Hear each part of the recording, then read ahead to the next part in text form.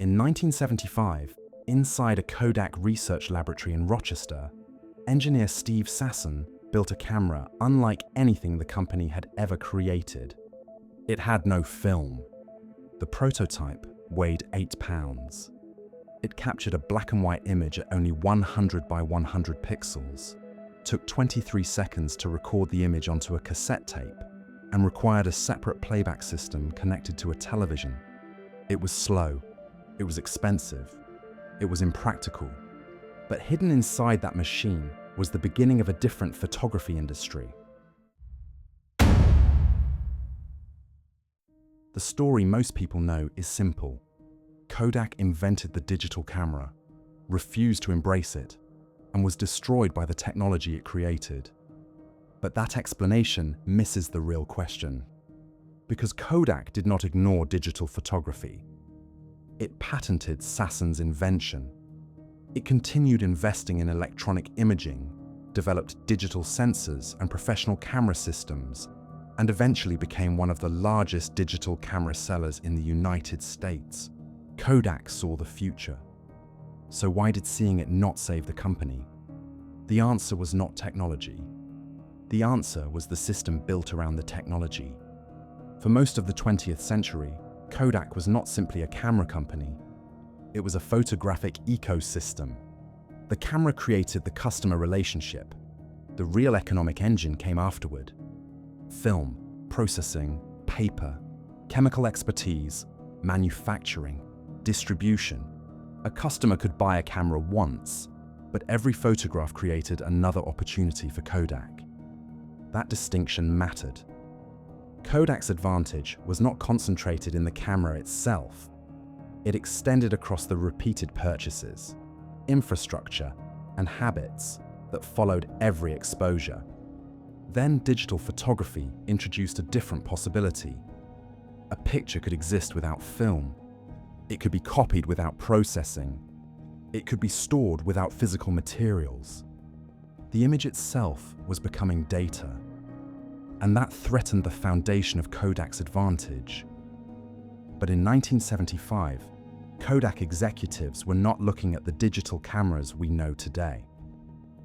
They were looking at a machine with poor resolution, expensive electronics, no consumer workflow, no established market, and no obvious replacement for one of the most profitable businesses in photography. The decision was not whether Kodak should choose the future or the past. The decision was whether Kodak should weaken a proven economic system for a technology whose business model did not yet exist.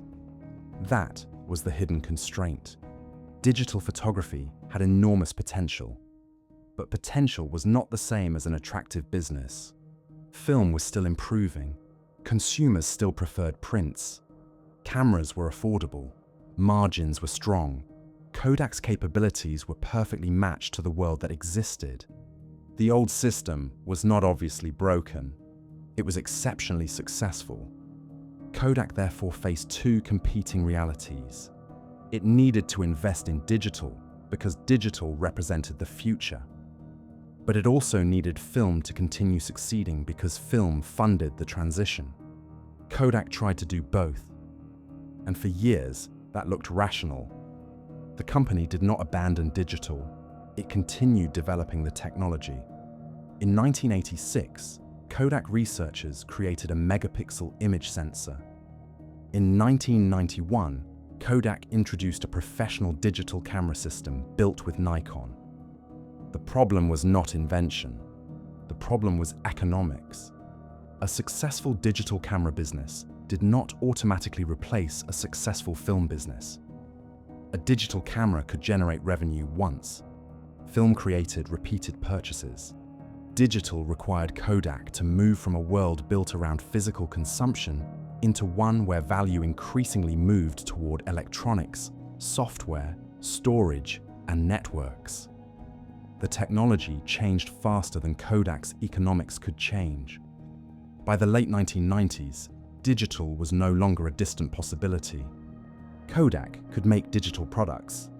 The harder question was whether those products could replace the economics they were eroding. The battle was no longer simply between Kodak and digital competitors. It was between Kodak's old economics and the economics of the technology it had helped create. Research on Kodak's transformation found that digital opportunities were repeatedly judged against the profitability of film. That comparison was logical. It was also dangerous. Every additional year that film remained strong made the harder transition easier to postpone. A new business competing against a mature, highly profitable system will almost always look weaker at first. The future often arrives looking economically inferior to the present. This was Kodak's hidden constraint. The company could invest in tomorrow, but tomorrow initially appeared to be a worse business. So Kodak kept trying to protect film while building digital, measuring the new business against the economics it was meant to replace. The more successful digital photography became, the more pressure it placed on the system that made Kodak powerful. And because film remained profitable for so long, Kodak received a misleading signal.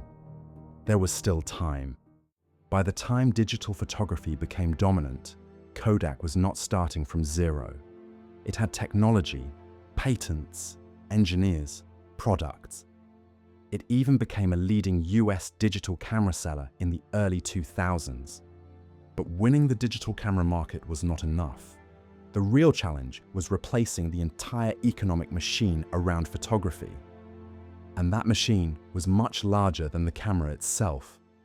When Kodak entered bankruptcy in 2012, the company was not collapsing because it had failed to participate in digital photography. It was collapsing because participation was not enough. Kodak had helped create the technology that changed photography. But the economic value created by that technology moved somewhere else, towards sensors, software, storage, platforms. The lesson is not that Kodak failed to see digital. It is that seeing a disruption and successfully reorganizing around it are completely different challenges. A company can recognize the future. It can invest in the future. It can even help create the future, and still lose if the future destroys the system that made the company powerful. The deeper failure was not a lack of intelligence or imagination. It was a transition problem. Kodak had to replace the very system that had made it successful, while competitors, born in the digital era, could build without carrying the weight of the old one. The company understood the technology, but it could not transform the economics fast enough. Kodak had the camera. What it could not reproduce in time was the machine around it. That is the aftershock.